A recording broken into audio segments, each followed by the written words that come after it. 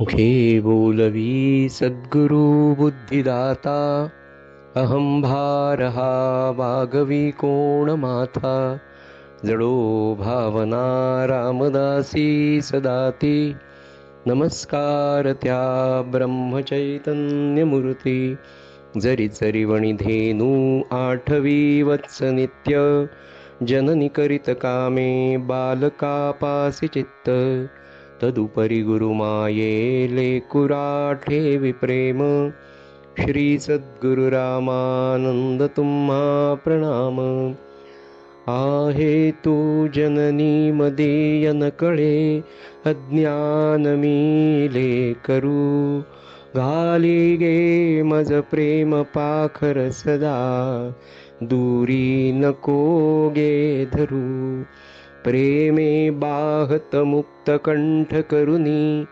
नाही दुजे बंधन प्रल्हादा गुरुराज यानित तुम्हा माझे असो वंदन अधिष्ठान जेते प्रतिष्ठान देखा तिथे जन्मला तो गुणातीत एका तयाचे निनामे चुके जन्म वेथा नमस्कार माझा गुरु एकनाथा श्रीराम समर्थ.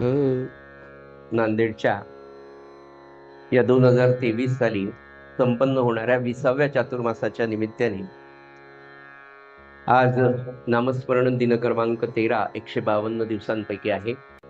इथे उपस्थित सर्व माता भगिनी सद्गुरु बंधूंच्या चरणी विनम्र अभिवादन करतो आणि आपल्या नित्याच्या श्रीमद भागवतातल्या एकादश स्कंधावर शांतीब्रह्म नाथ महाराजांनी जे निरूपण केलंय त्या निरूपणातून निर्माण झालेल्या नाथ भागवत या ग्रंथाच्या पहिल्या अध्यायाच्या संतांना वंदन या भागासाठी आपण आज सुरुवात केली. सज्जनो, आपण गेली आज 3रा दिवस आहे.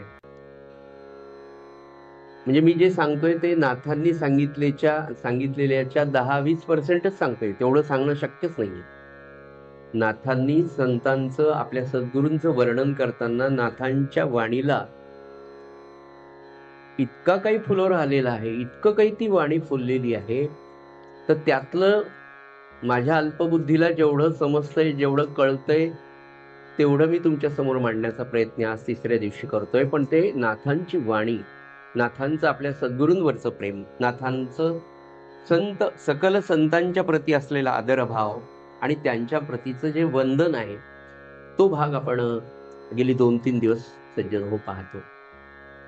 आणि काल आपण पाहिलं की संतांची किंवा सद्गुरूंची लक्षणं सांगत असताना नाथ महाराजांनी असं सांगितलं आपल्याला की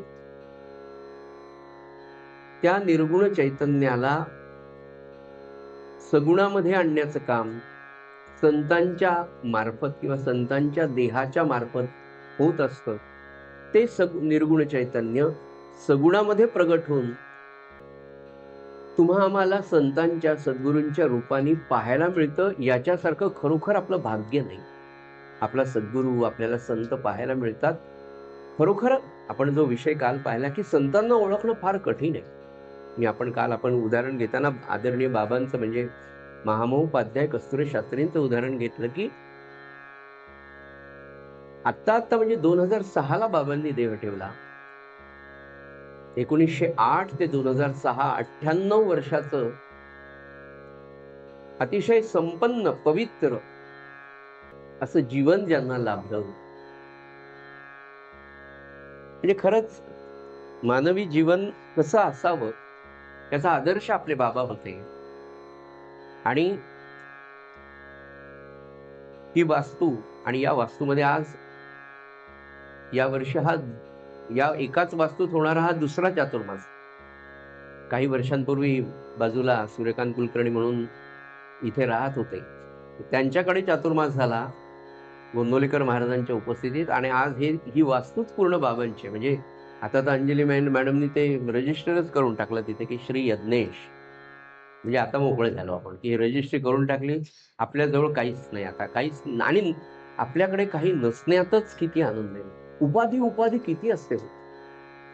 मी तुम्हाला सांगत होतो की बाबांचं जीवन, बाबांच्या जवळ कितीतरी लोक राहिले ना. मी तुम्हाला म्हटलं नात्यातले आणि नात्यात नसलेली सुद्धा माणसं नवे नवे.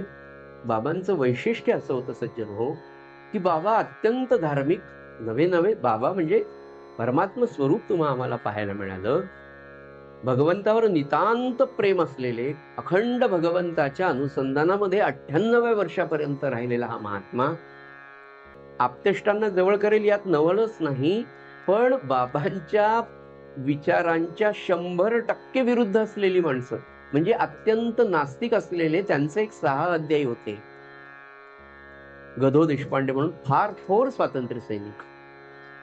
बाबा आणि ते नाशिकला कुर्तकोटी, शंकराचार्य कुर्त, म्हणजे आपण जी महाभागवत आरती म्हणतो की नाही, आपल्या गोंदवलेकर महाराजांचे जे शिष्य, आपण जी आरती म्हणतो,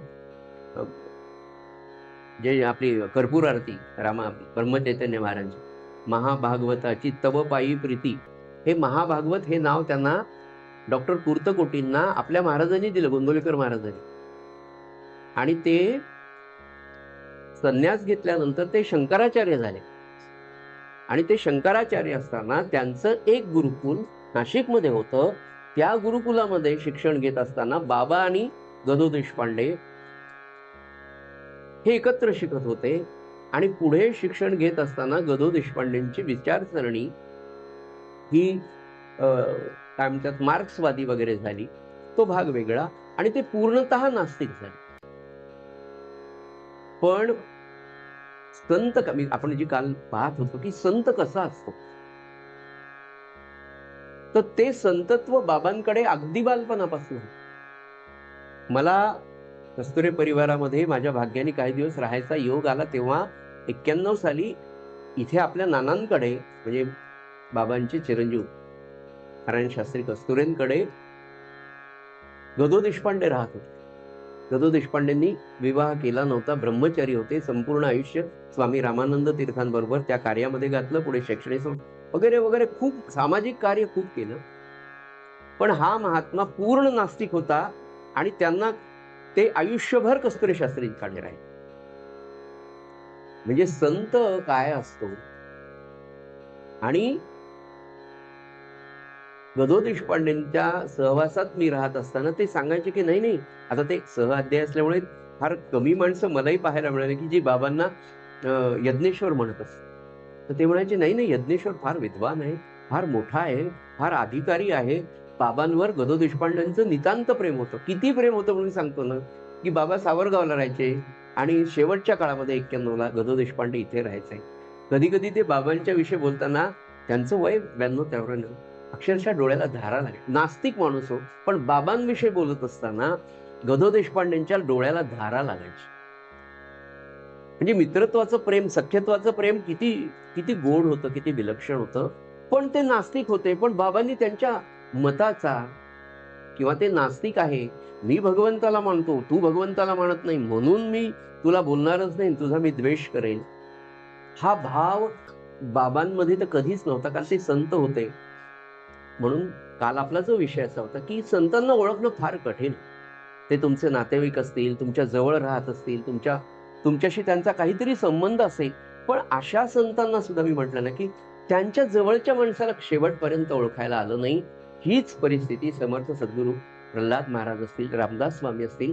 म्हणून शेवटच्या काळात सुद्धा रामदास स्वामींना सुद्धा अगदी शेवटचे काही दिवस राहिले होते समर्थांच्या जीवनाचा. आपण जेव्हा अभ्यास करतो ना, एवढा मोठा समर्थ महात्मा की ज्याला प्रत्यक्ष रामरायाला राहवलं नाही आणि रामराय येऊन ज्यांना अनुग्रह देतात, अशा समर्थांचा शेवटचा काळ. आणि त्या शेवटच्या काळामध्ये समर्थांना सुद्धा म्हणावं लागलं की तळमळ तळमळ होतची आहे, तुझा तूच सावरी दयाळा आणि कल्याण करी देवरा. थोरले महाराज बोलताना एकदा असं म्हणाले होते की बुवा बनायच्या भानगडीतच पडू नका तुम्ही, फार कठीण आहे म्हणाले. सत्पुरुष होणं, संत होणं, सद्गुरू होणं फार कठीण आहे बरं. फार सुंदर संदेश त्यांनी दिला की तुम्हाला बुवा होत असेल, तुम्हाला लोकांनी पाया पडावं वाटत असेल, तुमचं लोकांनी ऐका, हे अत्यंत अवघड असं काम आहे म्हणाले. करू नका, बुवाबाजीच्या नादी लागू नका आणि तुम्ही बुवाच होऊ नका म्हणे. फार फार कठीण आहे म्हणाले. तर तो विषय आपला चालला होता काल, की संत भोगाचा वीट मानत नाही आणि त्यागाचा आग्रह धरत नाही. हा विषय आपला काल सुरू असताना आपण चिंतन असं करत होतो, की समर्थ सद्गुरू प्रल्हाद महाराजांचं जीवन चरित्र पाहत असताना किंवा नाथांचं चरित्र पाहत, म्हणजे जेव्हा तुम्ही खूप संतांची चरित्र वाचाल ना, तर तुम्हाला इतकी साम्यता दिसते. आणि मुख्य म्हणजे त्या अंतःकरणामध्ये जी तळमळ आहे समाजाविषयी, सामान्य माणसाविषयी, की नाही हा माझ्या जवळ आला ना, तर याचा काहीतरी उद्धार, नवे नवे पूर्ण उद्धार व्हायलाच पाहिजे. तुमची श्रद्धा निष्ठा जिथे असेल ना, त्या संतांच्या चरणी जा, पण एकच करा, की एकदा त्याला आपलं मानलं ना, पुन्हा विचार नका करू. आपल्या भारतीय तत्वज्ञानामध्ये किंवा भारतीय शास्त्रामध्ये निष्ठेला फार महत्व, आणि मग ती निष्ठा, आपलं धर्मशास्त्र आपल्याला कुटुंबापासून शिकवते. आईबाबांप्रती असलेली निष्ठा, पतीप्रती असलेली निष्ठा, पत्नीप्रती असलेली. म्हणून एक सूत्र फार सभ्य, फार फार वेळा आपल्याला सांगितलं जातं, की परस्त्री ही माते समान पुरुषांसाठी, आणि स्त्रीला पती हा परमेश्वर किंवा ब्रह्म मानायला सांगितलंय. तो विषय आपला काल झाला, की ब्रह्म मानण्याने तो ब्रह्म होईल का माहित नाही, पण तू ब्रह्म होशील. का? तर तू त्याला पती म्हणून न पाहता ब्रह्म म्हणून तू जेव्हा सतत त्याचं चिंतन करशील, तेव्हा तुझं आयुष्यभराचं चिंतन, तुझ्या आयुष्यभर तुझा पती बरोबर राहणार आहे. नवे नवे तू त्याच्याशी इमोशनली सगळ्या दृष्टीने अटॅच राहणार आहे. तर ती अटॅचमेंट असताना त्या अटॅचमेंट मध्ये जर ब्रह्म किंवा परमेश्वर असेल, तर केवढी पवित्रता तुमच्या मानवी जीवनात राहील. असं कोणता तरी धर्म शिकवतो का मला सांगा? असा कुठलाच धर्म भारतीय सनातन वैदिक हिंदू धर्माशिवाय कोणतंही भारतीय तत्वज्ञान जगातलं कोणतं तुम्हाला सांगणार नाही. हे पण आपण अभ्यासणं गरजेचं आहे. विषय असा सुरू होता, की समर्थ सद्गुरू प्रल्हाद महाराजांचा विषय मी तुम्हाला सांगत होतो, की त्यागाचा आग्रह धरत नाही आणि भोगाचा वीट मानत. महाराजांची रौप्य तुला झाल्यावर ते म्हणाले, आता सुवर्ण तुला होणार. महाराज शांतपणे म्हणाले, बाबा माझा तसा भोग असेल तर सुवर्ण तुलाही होईल. आणि त्यागाचा विषय मी तुम्हाला सांगत असताना, की केवढा त्याग हो महाराजांचा. सकल संतांच्या जीवन चरित्रामध्ये सज्जनो आपण पाहताना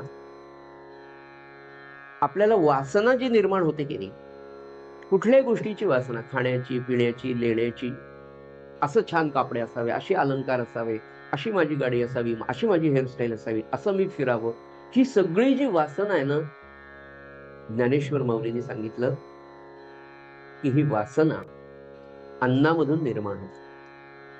कुठल्या प्रतीचं अन्न तुम्ही ग्रहण करता, कशा प्रकारचं तुम्ही खाता, त्याच्यातून तुमची विचारशक्ती, तुमची आचारशक्ती, तुमची उच्चार शक्ती सुद्धा,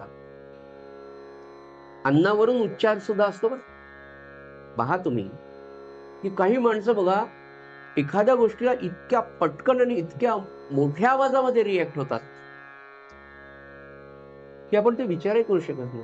एक मुलगा आहे, तो चुकलाय, तर त्याला शांतपणे तुम्ही सांगू शकता, पण हे सांगणारं व्यक्तिमत्व आणि त्याचा आहार थोडासा निरीक्षण करून पहा.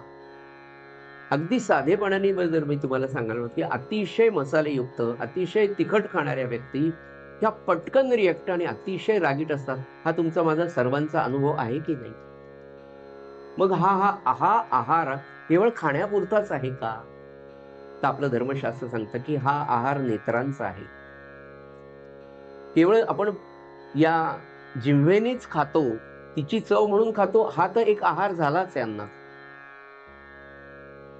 पण आपल्या नेत्रांना, आपल्या कर्णांना, आपण काय पाहतो, आपण काय हुंकतो नाकाला सुद्धा, कोणते वास तुम्हाला आवडतात आणि कोणत्या वासाकडनं तुम्ही कोणत्या वासाकडे चाललात, हे तारुण्यामध्ये लक्ष देणं गरजेचं.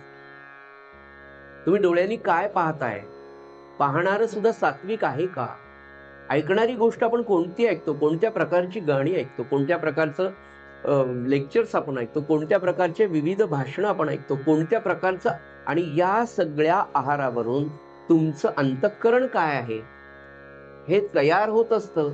किंबहुना त्या अंतःकरणासारखंच तुमचं मन, तुमचं वासना ह्या सगळीकडे प्राप्त होतात. तर असं जे अन्न आहे, ते अन्न सुद्धा सद्गुरू प्रल्हाद महाराज किंवा सकल संतांच्या बाबतीत खाण्यापिण्याचं आकर्षणच नाही. म्हणजे मी तुम्हाला सांगितलं काल बोलताना असं म्हणालो की 43 नियम सद्गुरू प्रल्हाद महाराजांचे नित्याचे होते सकाळी उठल्यापासून झोपेपर्यंत. पण त्या एकाही नियमाचं आपल्या शिष्यांना, आपल्या घरच्यांना त्यांनी असं आचरण कराच, मी रोज सकाळी सूर्योदयापूर्वी स्नान करतो, तुम्हीही करा, मी इतक्या वेळ जेवत नाही तितक्या वेळ तुम्ही राहा, मी इतक्या वेळ सोहळ्यात असतो तुम्ही असं करा, असा आग्रह नाही. अनेकांना, त्यांच्या जवळ राहणाऱ्यांना सुद्धा महाराजांचे एवढे नियम आहेत हे माहीत नव्हतं. म्हणजे त्यागाचा आग्रह सत्पुरुष कधी करत नाही. पुढे नाथ महाराज संतांचं अजून एक लक्षण जे नाथांनी पाहिलेलं होतं, आणि दुसरी महत्वाची गोष्ट सज्जन हो, की नाथांच्या जीवनामध्ये ते परिपूर्ण भरलेलं होतं. आणि ते म्हणाले की संत जे असतात ते स्वतःचं ज्ञान मिरवत नाहीत आणि आपल्या असलेला वेडेपणा जगाला दाखवत नाहीत, असं नाथ महाराज. आपण म्हणतो ना त्या पदामध्ये, तो म्हणवी अज्ञानी परपणी पर ज्ञानी यांचा ज्ञानी, तो वेद गूढ जाणी ऐसा नाही पाहिजे.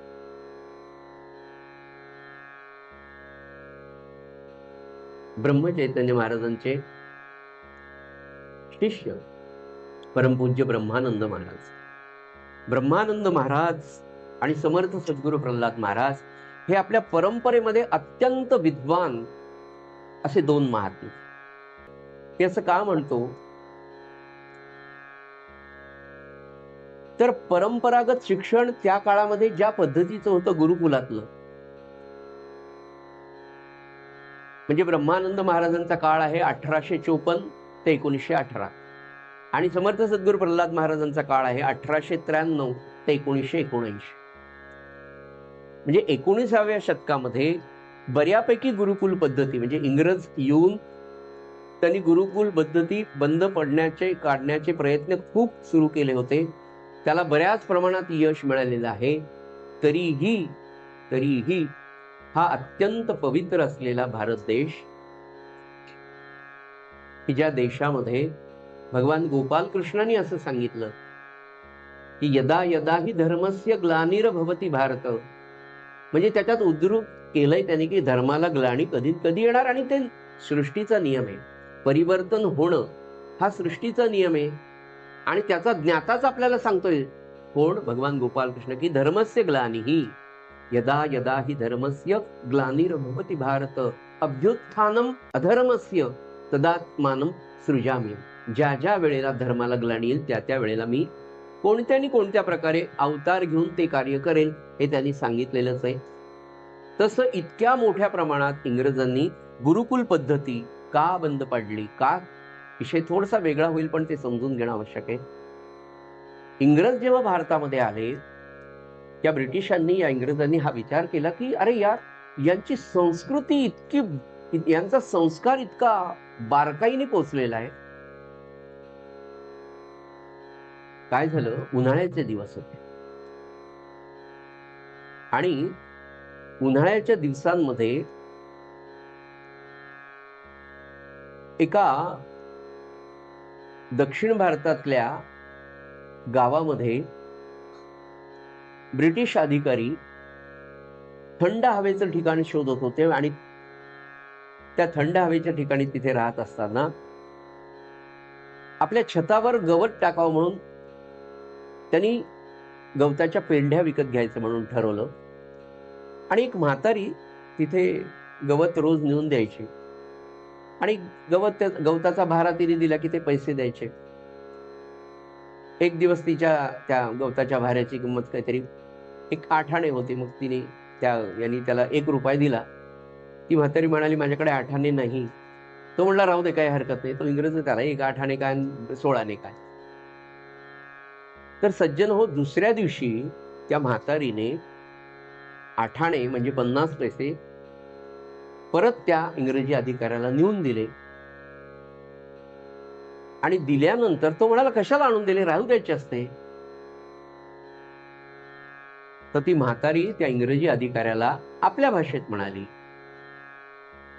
बाबा हे तुझं कोणत्या जन्माचं, मी हे तुला दिलेलंच बरं नाही, तर हे ऋण फेडायकरता मला पुन्हा जन्म घ्यावा लागेल.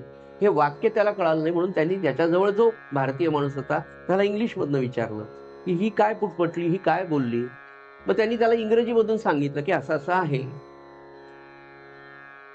आणि मग त्यांनी हा विचार केला की ही बाई सुशिक्षित नाहीये, खेड्यातली आहे, पण हिचा विचार इतका उच्च कसा आहे की मी जर हे पैसे परत नाही दिले तर मला पुनर्जन्म घेऊन यावं लागेल.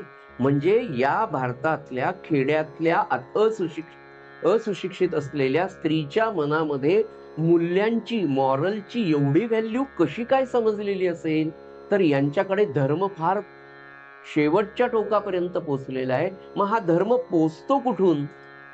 तर ते म्हणाले हे याच्यातून पोचतोय, भागवतातून पोचतोय, पुराणातून पोचतोय, मंदिरातनं पोचतोय, गुरुकुलातनं पोचतोय. मग यांचा संस्कारच बंद व्हावा. मग तो कुठे आहे? तर तो गुरुकुलात आहे. आणि ते गुरुकुल पद्धती बंद करावी म्हणून मॅकॅलोची जी पद्धती आपल्याकडे शिक्षणाची आली, मॅकॅलोचं इंग्लिश मधलं ब्रिटिश पार्लमेंट मधलं भाषण आजही उपलब्ध आहे. आपल्याला सवड मिळाली तर अवश्य वाचा, तेव्हा तुम्हाला कळेल की या भारताची संस्कृती, भारताचा हा सनातन वैदिक हिंदू धर्म संपवून टाकण्याचे प्रयत्न कोणत्या शतकापासून सुरू आहेत. 8व्या शतकाच्या आधीपासून, ब्रिटिश तर नंतर होते. सज्जन, आपला विषय असा सुरू होता की ब्रह्मानंद महाराज इतके उच्च विद्याभूषण, त्यावेळेला गुरुकुलातलं त्यांचं शिक्षण झालं होतं. इकडे आपल्या महाराजांचे हे दोन विद्वान महापुरुष. मला काय सांगायचंय? मला हे सांगायचं आहे की आपला ज्ञातेपणा, आपलं ज्ञान संत मिरवत नाहीत, दाखवत नाहीत, कारण ते आत्मज्ञानी असतात. ब्रह्मज्ञानी असल्यानंतरची जी अवस्था येते ना, ती म्हणून आपण सुद्धा पाहतो की खरोखर खरी विद्वान माणसं जी असतात ती अतिशय नम्र, अतिशय प्रामाणिक आणि सहजतेने वागणारी समाजामध्ये असतात. पण अशी ही माणसं कधी कधी दुखावली जातात आणि त्यांच्या वागण्यामध्ये काही फरक आपल्याला दिसतो. तो त्यांचा नसून त्यांच्यावर झालेल्या त्या कृत्याचा असू शकतो. ब्रह्मानंद महाराज इतके विद्वान, आपल्याला ती कथा माहिती, ती मी उद्धृत करणार नाही, की त्यांनी सांगितलं महाराज मी माझी सगळी विद्या तुमच्या चरणांवर वाहिलेली आहे, तुम्ही ती विद्या घेतली एवढं मला सांगा, त्याच्याशिवाय मी तुमच्या चरणांवरचं माझं मस्तक काढणार नाही. महाराज हो म्हणाले. ते प्रसंग आपल्याला सगळ्याला माहिती. त्याच्यानंतर काय झालं की एवढे मोठे विद्वान असलेले ब्रह्मानंद महाराज किती विद्वान होते मी तुम्हाला सांगू का? तर भारतामधल्या कोणत्याही धर्मविषयक आध्यात्मिक कुठलीही अडचण आली तर जे काही 5-6 लोक भारतामध्ये विद्वान म्हणून गणले जायचे त्याच्यामधले एक होते पूज्य ब्रह्मानंद. आणि ब्रह्मानंद महाराज आले गोंदवलेला, महाराजांच्या सेवेमध्येच होते. इतकी विरक्ती, इतकी विनम्रता, इतकी शालीनता होती आपल्या सद्गुरूंसमोर कसं राहावं याची, की अंगावरचे जे वस्त्र होते, जे कपडे होते, अनुग्रह घेतल्यानंतर तर देह ठेवेपर्यंत ब्रह्मानंद महाराजांनी स्वतःला नवीन कपडे कधीही शिवले नाही. कपडे म्हणजे काय हो, एक ती कफनी आणि खाली धोतर असायचं ते. आणि एवढा मोठा विद्वान गोंदवलेला आल्यानंतर सद्गुरूंच्या सेवेमध्ये आपण कोणती सेवा करायची? तर पहिले अखंड नाम, ते व्यक्तिगत ते घेतच होते. कोणत्या भावनेने घेत होते ते आपण नंतर कधीतरी पाहू. पण दुसरं म्हणाले माझ्या सद्गुरूंना आवडतं काय? तर नामस्मरण आणि अन्नदान. मग या सेवेला कोणी नाही तर मी राहील. आणि म्हणून ब्रह्मानंद महाराज ज्ञातेपणा मिरवत नाहीत संत, दोन्ही संत मी तुम्हाला, म्हणजे ब्रह्मानंद महाराज आणि ब्रह्मचैतन्य महाराज. तर स्वयंपाकघरामध्ये सेवा करत असताना कायम ते झारे, काय काय ते मोठ्या कढया, पातेले, भात करणं, आमटी करणं. कर्नाटकातले होते, गोंदवल्याला तसं पाण्याची कमतरता, इतक्या सगळ्यांना गोंदवल्यात येणाऱ्याला पोळ्या करणं फार अवघड होतं. म्हणून ब्रह्मानंदांनी एक कर्नाटकातली आपली पद्धत, सार भात कधीच कमी पडणार नाही असं आश्वासनही आपल्याला दिलंय. आणि आजही आपण पाहतो कितीही लोक आले तरी गोंदवल्यामध्ये सार भाताला कधीच कमी नसतं. नवे नवे आपण आता परवा काल कोणी एका सद्भक्तांनी गुरुपौर्णिमेचा, सद्भक्त मी म्हटलं ना तुम्हाला, सद्भक्त काही करू शकतो. काल महाराजांना कोणता प्रश्न विचारला तो मी आता उद्धृत करत नाही, पण करतात. एकाने गोंधळ्यातल्या गुरुपौर्णिमेच्या प्रसादाच्या थाळीचा फोटो करून टाक, आजचा प्रसाद. काय नमस्कार करायचा, घ्यायचं. त्याच्यामध्ये पांढरा भात, पिवळा भात, केशरी भात, आमटी, भाजी, पॅक केलेला छान बुंदीचा लाडू, असं सुंदर.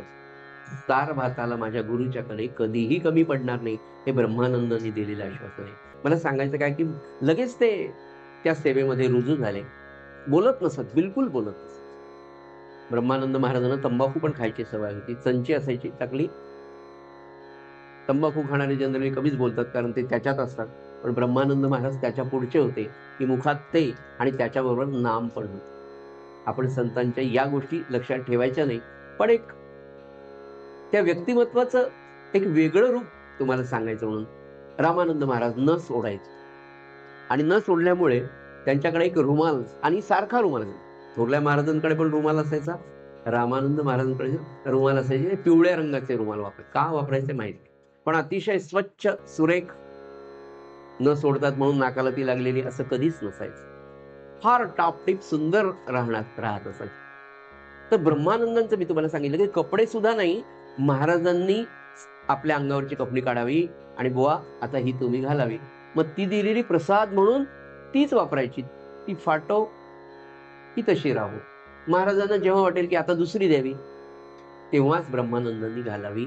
काय निष्ठा असते बघा. एवढा मोठा विद्वान माणूस, किती विद्वान मी तुम्हाला सांगू. त्यांचं शिक्षण पूर्ण झालं. 20-21 वर्षांचे ब्रह्मानंद महाराज होते. 4 शास्त्र, 6 वेद आणि दशग्रंथांचं अध्ययन पूर्ण झालेला, प्रस्थानत्रयीचं अध्ययन झालेला. म्हणजे ही सगळी मंडळी प्रस्थानत्रयीचे अध्ययन कर. कोण कोण? ब्रह्मानंद महाराज, त्याच्यानंतर सद्गुरू प्रल्हाद महाराज, प्रस्थानत्रयीचं अध्ययन. म्हणजे आपल्याकडे आपण जे म्हणतो ना, त्या काळात बॅरिस्टर एक पदवी असायची. आता आपण म्हणतो कॉर्डिओलॉजिस्ट आहे, अमकेत तमकेत विद्वान वेगवेगळ्या क्षेत्रातले आपण गणतो.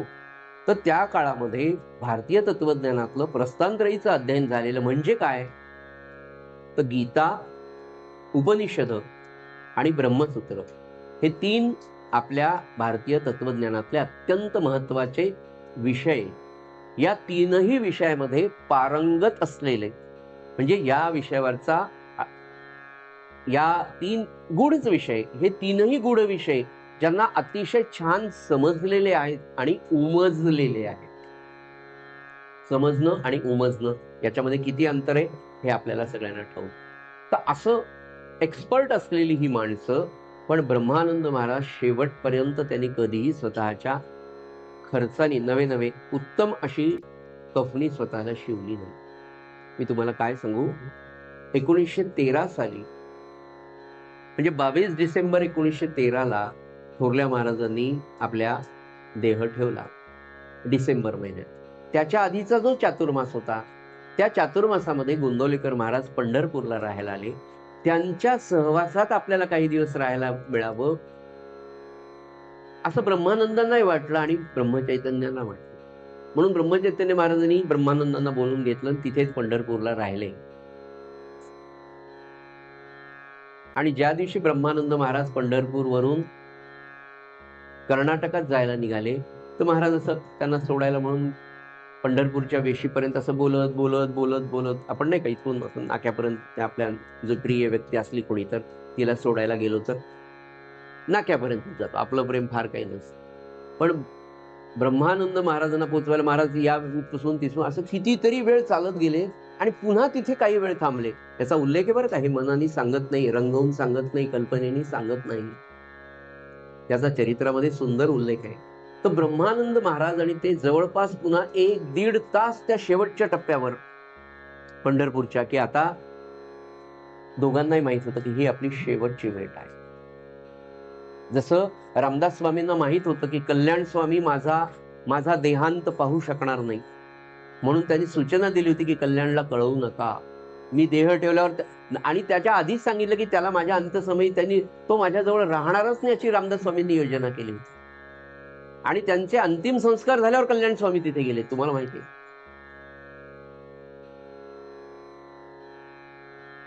तर ब्रह्मानंदांना 1-1.5 तास शेवटच्या टप्प्याला बोलत होते. आणि जेव्हा ब्रह्मानंद पंढरपूर सोडून निघाले सज्जनो, मी तुम्हाला काय सांगू, महाराजांनी म्हणजे थोरल्या महाराजांनी ब्रह्मानंद महाराजांना इतक्या कफन्या दिल्या स्वतःच्या, की त्या बरोबर पुढचे 5 वर्ष ब्रह्मानंदांना पुरल्या. 1918 साली ब्रह्मानंदाने देह ठेवला, तर त्या 5 वर्षात किती कफन्या या माझ्या लेकराला लागणार आहे, कारण हे दुसरं घेणार नाही, याला पुरल्या पाहिजे.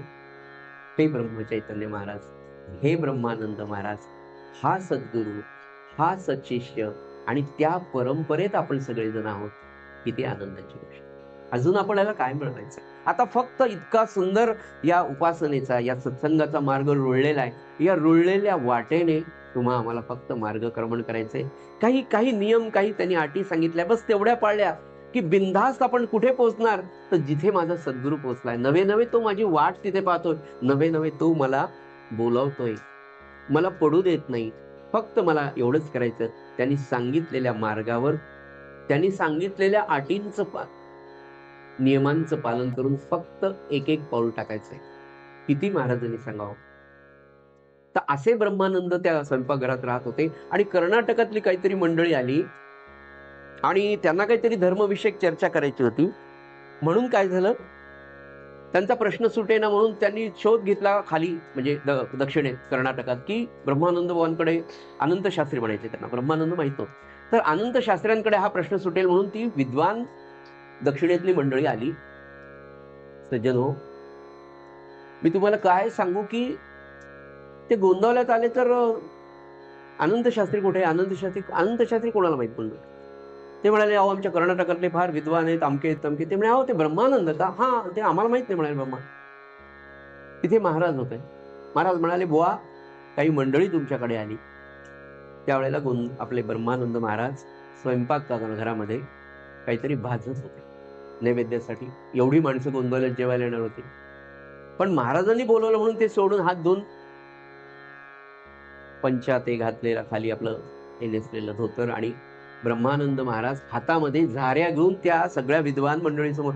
त्यांनी पाहिलं की आपण पाहिलेले अनंत शास्त्री विद्वान किती होते तुम्हाला सांगतो, की प्रस्थान संहिता अध्ययन झालेला हा महात्मा त्या काळी कर्नाटकातनं जे निघाला, तर सगळ्या भारतामध्ये शास्त्रार्थ सभा जिंकून प्रमाणपत्र मिळवली होती. अनेक, म्हणजे आजच्या भाषेत तुम्हाला सांगायचं तर सगळ्या नॅशनल लेवलवरच्या कॉन्फरन्समध्ये स्वतःचं मत मांडून पहिला क्रमांक अनेक सभांमध्ये ब्रह्मानंदांनी मिळवलेला होता. इतके विद्वान असलेले ब्रह्मानंद महाराज झाऱ्या घेऊन त्या विद्वान मंडळी समोर आले. त्यांनी विचारलं की आम्हाला अशी अशी धर्मविषयक हे आहे. त्यांनी सांगितलं, हात जोडले, काही बोलले नाही, बोललेच नाही, कारण जप सुरू होता. हातात जरी ते झाऱ्या होता ना, नाम सुरू होतं. पटकन तिथलं केळीचं एक पान घेतलं, देवघरातून आपली गंधाची तबकडी घेतली, एक काडी घेतली, आणि त्या हिरव्या केळीच्या पानावर लिहून दाखवलं, मी माझी जिव्हा नामाला विकली आहे.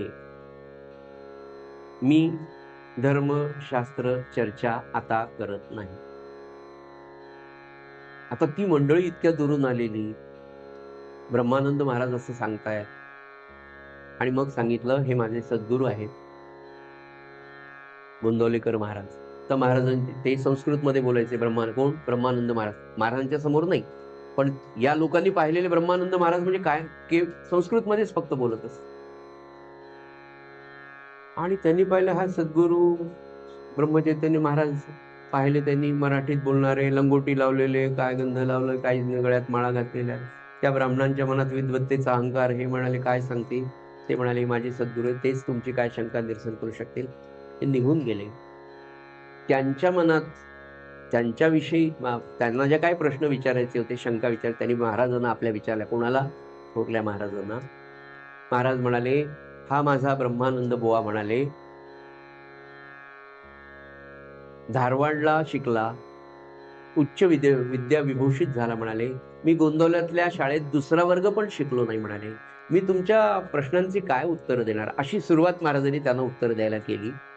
पण म्हणाले, माझा राम आहे, त्याच्या आशीर्वादाने काही सांगता आलं तर म्हणाले मी सांगतो. तुमच्या प्रश्नाचं उत्तर याच्यात मिळतं का शोधा म्हणाले. आणि ब्रह्मचैतन्य महाराजांनी पुढे अर्धा ते पाऊण तास त्यांना जे काही प्रश्न त्यांनी विचारले होते त्या सगळ्या शंकांचे उत्तर देण्यासारखं उत्कृष्ट निरूपण त्यानं केलं.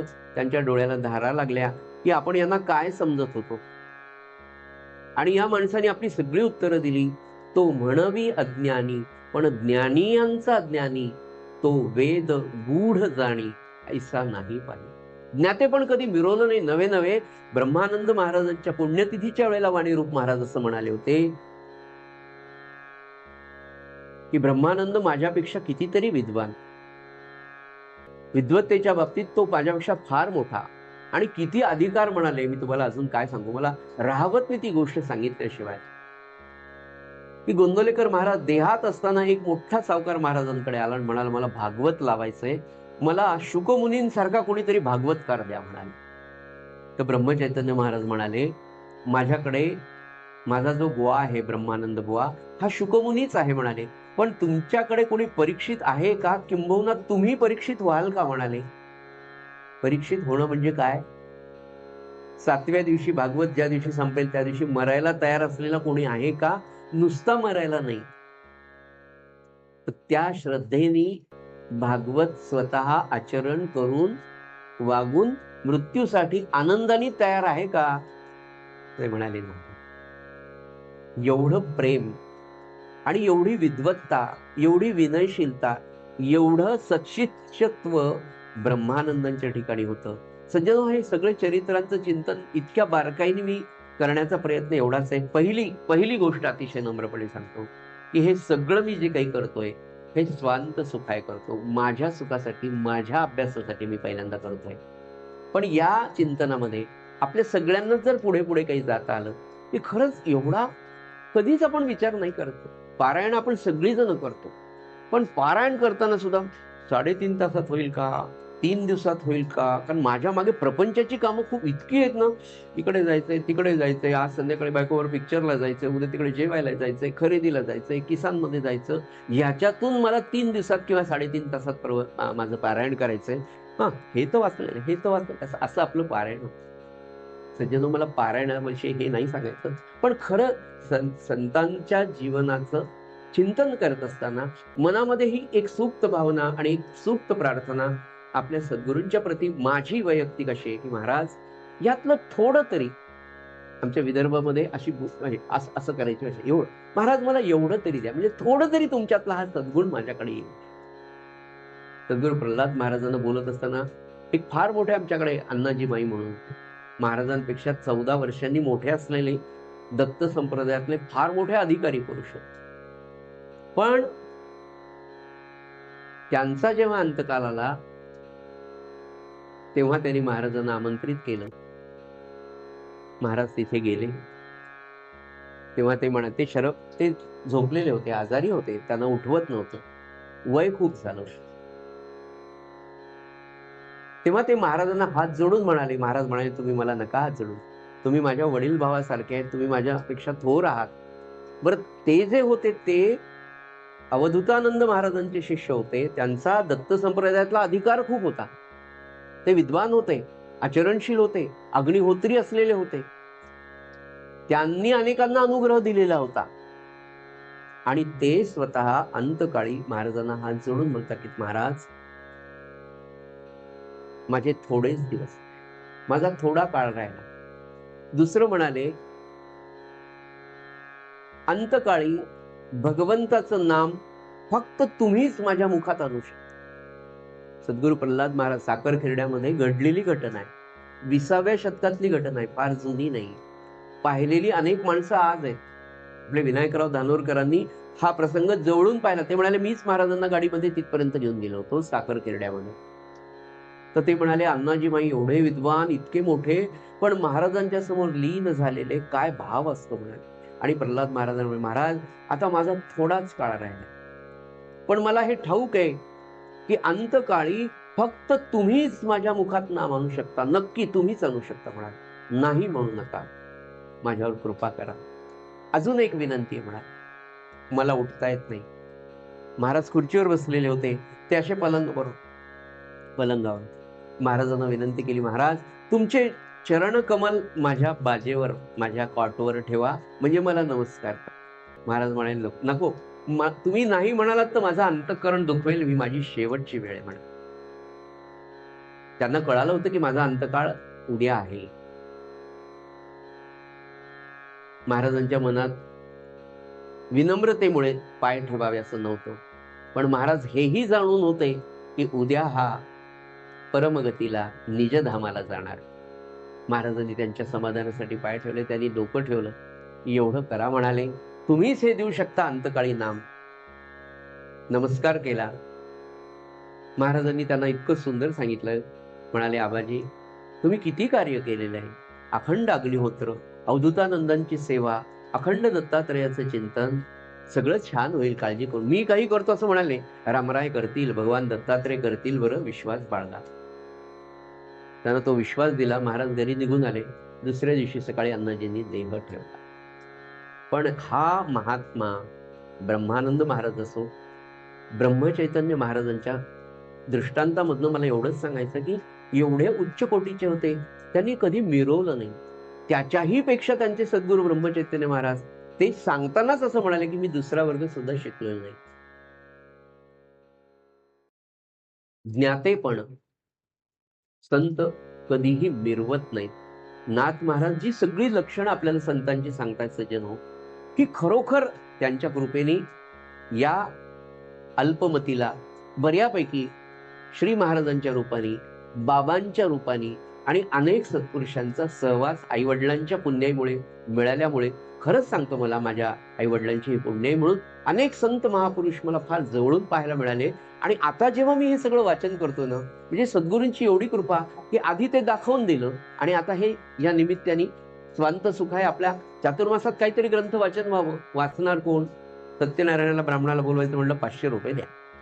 इथे 152 दिवस ग्रंथ कोण वाचणार? मला पैसे द्या असं म्हणत नाही, हा विषय नाही. पण मी म्हटलं आपण आपल्याला त्या निमित्ताने अभ्यास होतो, आपलं त्या निमित्ताने अनुसंधान राहतं, आपलं त्या निमित्ताने वाचन होतं, अभ्यास होतो. आणि जे काही वाचलं ती ऐकणारी तुमच्यासारखी एवढी थोर मंडळी मला सहन करतात, हा माझा केवढा भाग्याचा दिवस आहे किंवा अनेक दिवस आहेत. आणि खरंच आहे ना की संतांचे चरित्र वाटले की कुठेतरी मला सगळ्या 10 वेळा एखादी चांगली गोष्ट आपण जेव्हा, म्हणून आपल्याकडे ना अखंड अनुसंधान याचा अर्थ सारखं स्मरण ठेवणं. पण अखंड अनुसंधान कशाचं ठेवलं? किती छान आहे. मला तर ती गोष्ट परवा तुम्हाला आपल्याबरोबर बोललो मी ती, की या स्त्री मुक्तीच्या काळामध्ये, स्त्री पुरुष समानतेच्या संस्कारामध्ये ही गोष्ट किती छान आहे. आता पती परमेश्वर आहे की नाही, तो तर असा वागतो, तो अरे तो कसा वागणार आहे ते ठरलेलं आहे. तुझं प्रारब्ध तू घेऊन आलेली आहेस, मी माझं प्रारब्ध घेऊन आलो. पण ही माझी आई आहे, ही माझी आई आहे, ही माझी आई आहे, हा विचार अखंड मनामध्ये राहणं, हा तर विचार पवित्र आहे की नाही, की ही माझी आई आहे, ही माझी बहीण आहे, ही माझी मुलगी आहे. हा विचार तुमच्या अंतःकरणामध्ये तशा प्रकारच्या विचारांना, आचाराला आणि त्याच्यानंतर उच्चाराला अखंड प्रवाहित करत राहतो. त्याच्यासाठी तर हे गरजेचं आहे. जेव्हा 10 वेळा तुम्ही ते म्हणाल, महाराज म्हणाले आपण सारखं म्हणत राहावं म्हणाले की महाराज मी तुम्हाला अनन्य शरण आहे, महाराज मला अनन्य शरणागती द्या. 100 वेळा आपण जेव्हा असं म्हणू की मी तुम्हाला शरण आहे, त्या 100 पैकी एका वेळेला फक्त तो भाव निर्माण होईल. पण ते 100 वेळा म्हणणं हा अभ्यास आहे आणि अभ्यासोनी प्रगटावे, अभ्यासानेच साधणार आहे. मी ऐकलेली बाबांकडची गोष्ट तुम्हाला सांगतो की अध्यात्म हा अभ्यास आहे, अभ्यासाशिवाय शक्यच नाही आणि तो निरंतर आवश्यक आहे. सातत्य हे आवश्यक आहे. आपला विषय सुरू होता, त्याच्याकडे माझं पूर्ण लक्ष आहे की तो म्हणवी अज्ञानी पण ज्ञानी यांचा ज्ञानी. संत कधीही स्वतःचं ज्ञान जगासमोर मिरवत नाही किंवा मिरवण्याची त्यांना हौस नसते. त्याचं कारण असं आहे सज्जन हो, की ब्रह्मज्ञान किंवा आत्मज्ञान, आत्मस्वरूपाचं ज्ञान, स्वस्वरूपाचं ज्ञान, हे सगळे वाक्य किंवा हे सगळे शब्द समानार्थी आहेत. तर हे ज्ञान झाल्यानंतर देहबुद्धी हळूहळू कमी होत जाते आणि ही देहबुद्धी कमी झाल्यानंतर त्या साधकाला, आपण साधकाचा जर नाथ महाराज म्हणाले, साधकाच्या अवस्थेचा विचार करत असताना ते सांगतात की स्वतःला स्वस्वरूपाची विस्मृती असते. आता हे सगळं अवघड वाटतं आपल्याला म्हणायला किंवा ऐकायला सुद्धा. स्वस्वरूपाची विस्मृती, मग स्वस्वरूपाची स्मृती, आणि मग आत्मदर्शन, मग ब्रह्मानंद, मग त्या ब्रह्मानंदच्या उकळ्या. आता सुरुवातीला हे सगळं तत्व पाहिलं तर खूप अवघड वाटतात, पण फार अवघड नाही. थोडंसं लक्ष तुम्ही देऊन जर केलं ना, आपल्याला जे साधायचंय, म्हणजे मुळातच मी तुम्हाला सांगणं म्हणण्यापेक्षा नाथ महाराजांनी आपल्याला असं सांगितलंय की या ग्रंथाचं सेवन, या ग्रंथाचं श्रवण आपल्याला कशासाठी करायचंय? तर आत्मानंदासाठी, आत्मज्ञान मिळवण्यासाठी. आत्मानंद काय ना आत्मज्ञान काय, स्वस्वरूपाचं ज्ञान काय, ब्रह्मज्ञान काय, ब्रह्मविद्या काय. तर पुन्हा एकदा सांगतो की खरे आपण कोण आहोत. आपण आपल्या या देहाला देह समजत असतो. आपलं भारतीय तत्वज्ञान शास्त्र, सकल संत हे सांगतात की तुम्ही देह नाहीत रे बाबांनो. बरं, याचं ज्ञान आपल्याला आहे बरं का, आपण देह नाही याचं, पण पुन्हा आपल्याला त्याची भुरळ पडते. महाराजांनी इतक्या सोप्या शब्दामध्ये सांगितलंय. महाराज म्हणाले, तुम्ही म्हणताना की माझा हात दुखतो, माझा पाय दुखतो, मला ताप आला, माझा कान दुखतो, आमचे स्नेही केशवराव गेले. मग देह तर दिसतो, मग केशवराव गेले म्हणजे कोण गेलं? म्हणजे देह केशवराव नव्हते, माझा हात आहे म्हणजे मग मी आणि हात वेगळा आहे की नाही? मग तसं मी आणि देह वेगळा आहे याचं हे झालं शब्दार्थ, ही झाली माहिती. याचं ज्ञान स्पष्टपणे स्वस्वरूपाचं की तू कोण आहे. तर तत्वज्ञान धर्मशास्त्र सांगतं की तू तोच आहे जो तुझ्या अंतःकरणामध्ये आत्माराम आहे. जे परब्रह्म आहे तेच, त्याचाच तो अंश आहे. तो अंश तुला फुलवायचा आहे, आणि त्या स्वरूपाचं ज्ञान, त्याला आत्मज्ञान. तो आत्मा आणि ते ब्रह्म एक आहे, त्या ब्रह्माचं ज्ञान, आणि ते मिळवण्याची विद्या, ती ब्रह्मविद्या, ती आत्मविद्या. ह्याच्यापासून होतं काय म्हणाले, हे कशासाठी बरं? काय नाही मिळवतं, काय होतं? नाही मिळवलं तरी आनंद आहे, पण तो आनंद महाराजांनी इतकं सुंदर सांगितलंय.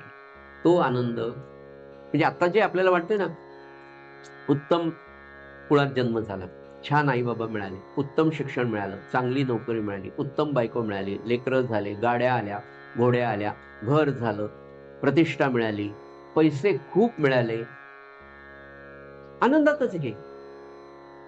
पाहिजे तेव्हा अपेयपान आहे, अभक्षभक्षण आहे, त्याच्यातलंही सुख आहे. मग हे आत्मज्ञानाकडे काय करायची काय गरज आहे मिळवायची, असा माझ्यासारख्या अल्पजीवाला, अज्ञानी जीवाला प्रश्न पडतो. तर महाराज म्हणाले, ते जे श्वान असतं की नाही, कुत्रा, ते रस्त्यावरचं एक हाड चघळत राहतं म्हण, आणि ते हाड खाता खाता खाता त्याच्याच आत तोंडामध्ये जखम होते, त्याचं रक्त त्याला प्यायला मिळतं, त्याला असं वाटतं मी त्या हाडाचंच पितोय, आणि त्याच्यातच तो आनंद मानतो. खरं म्हणजे त्याचंच रक्त तो पित असतो, त्याला जखम झालेली असते, पण तो अज्ञानी आहे म्हणाले. तशा अज्ञानाच्या आनंदामध्ये त्यालाही आनंद आहे, त्या श्वानाला, त्या वराहाला सुद्धा आनंद आहे, डुकराला. ते कुठे कुठे फिरतं, वॉशिंग मशीन म्हणून आपण पाहतो, सगळ्या शहरातला वॉश करतो, पण त्याचा जो आनंद त्याच्यातला आहे, तसा तुमचा आमचा आनंद महाराज किंवा आपलं धर्मशास्त्र सांगतं प्रपंचातला आहे. तेव्हा साधकाने काय करावं म्हणाले, असे संतांचं वर्णन सगळं केलेलं आहे. आपण सगळे सुदैवी आहोत की असे संत आपल्याला प्राप्त झाले. तर नाथ महाराज पुढे असं म्हणतात की असा संत जर मिळाला, किंवा अशा संतांना आपण अनन्य भावाने, श्रद्धेने शरण जावं, त्याच्या सेवेमध्ये राहावं. मग त्याची सेवा, महाराज असं म्हणाले की सेवा सतत तुम्हाला संतांच्या देहाचीच घडेल असं नाही. पुढे एका ठिकाणी तर महाराज म्हणाले, संतांच्या देहाची सेवा ही सेवा आहे माफ करा, पण ती खरी देहाची सेवा ही सेवा नाहीच म्हणाले, कारण त्या देहाला मर्यादा आहे, देहाला मर्यादा आहे. आणि संतांची खरी सेवा, त्या संतांनी तुम्हाला दिलेलं जे साधन आहे, त्या साधनात राहणं, त्यांनी जे तुम्हाला सांगितलंय त्याच्या आचरणात राहणं, ही खरी संतांची, आपल्या सद्गुरूंची सेवा आहे. महाराज म्हणाले, अशा संतांच्या सेवेमध्ये, अशा संतांच्या सत्संगामध्ये, मी तुम्हाला ही सेवेची रूपं सांगतोय, अशा संतांची देहानी सेवा घडली, फारच उत्तम. मंदिराची सेवा घडली, पादुकांची सेवा घडली, फारच उत्तम. उपासना त्यांची घडली, त्यांनी सांगितलेल्या साधनाच्या मध्ये तुम्ही राहिलात, ती पण सेवाच आहे. आणि तेव्हा नाथ महाराज असं म्हणतात की अशा संताची उपासनेची सेवा, सकल सेवा जी कोणती तुमच्या वाटेला येईल, ती जेव्हा तुम्ही कराल म्हणाले, तेव्हा तुम्हाला आत्मानंदामध्ये तुम्ही रमून जाल. काळ थोडा असू शकेल, पण तो जो आनंद तुम्हाला मिळतो, नाथ महाराज म्हणतात, तो आत्मानंद तुम्ही आयुष्यामध्ये मिळवू शकता. सज्जनो, मला हे माहित नाही, पण गेली 20-22 वर्ष आपण इथे राहतो आणि आपल्या सगळ्यांचा एक छोटासा अनुभव आहे. आपल्या सगळ्यांना आहे, माफ करा. आणि तो अनुभव असा आहे बघा, की 5 जानेवारी 2001 पासून तर आज तागायत आपल्याकडे त्यांच्या कृपेने, बरं खरं सांग, अगदी त्यांच्या कृपेने इतके गुरुवार आपले सगळ्यांचे झाले.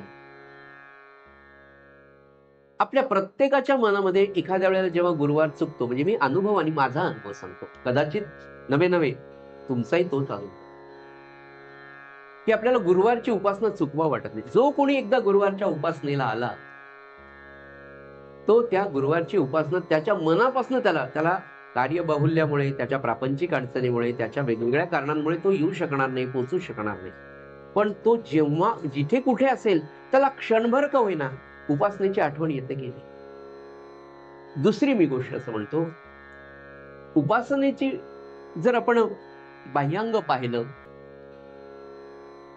तीच रामरक्षा, तीच भीमरूपी आहे, त्याच आरत्या आहेत, तीच काकड आरती आहे, तेच पद आहेत आणि म्हणणारे आपण हेच आहे.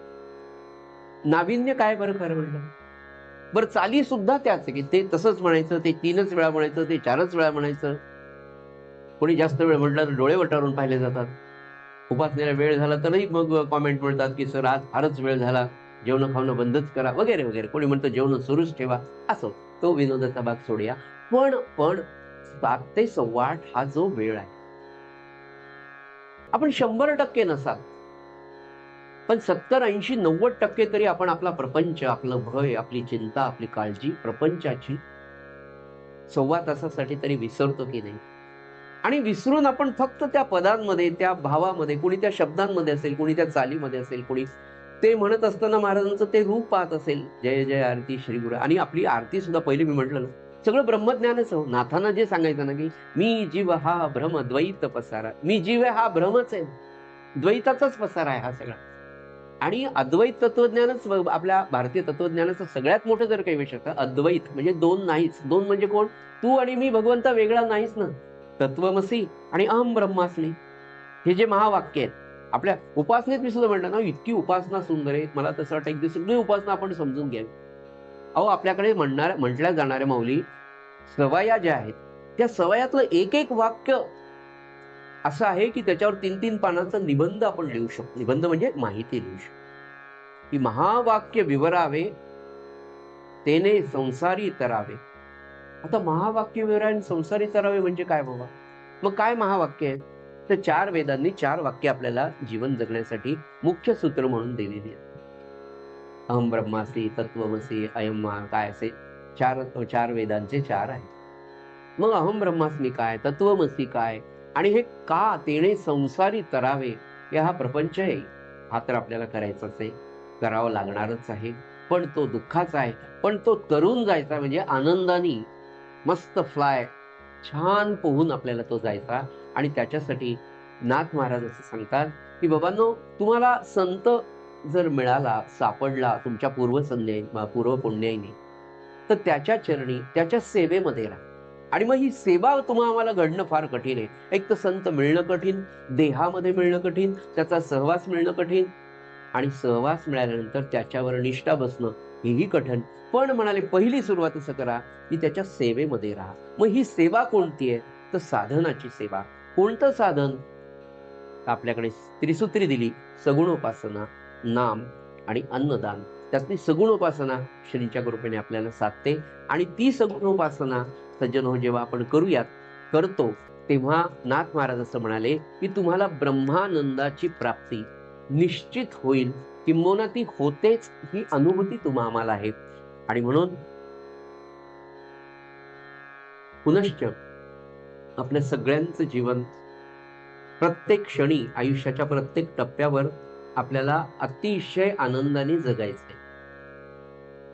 पण प्रपंचाचं स्वरूप, प्रपंचाचा आजपर्यंतचा आपला सगळ्यांचा अनुभव जर आपण पाहिला तर प्रत्येक टप्प्याटप्प्यावर तुम्हाला ऑब्स्टॅकल्स आहेत, अडचणी आहेत, दुःखाच्या अडचणी आहेत.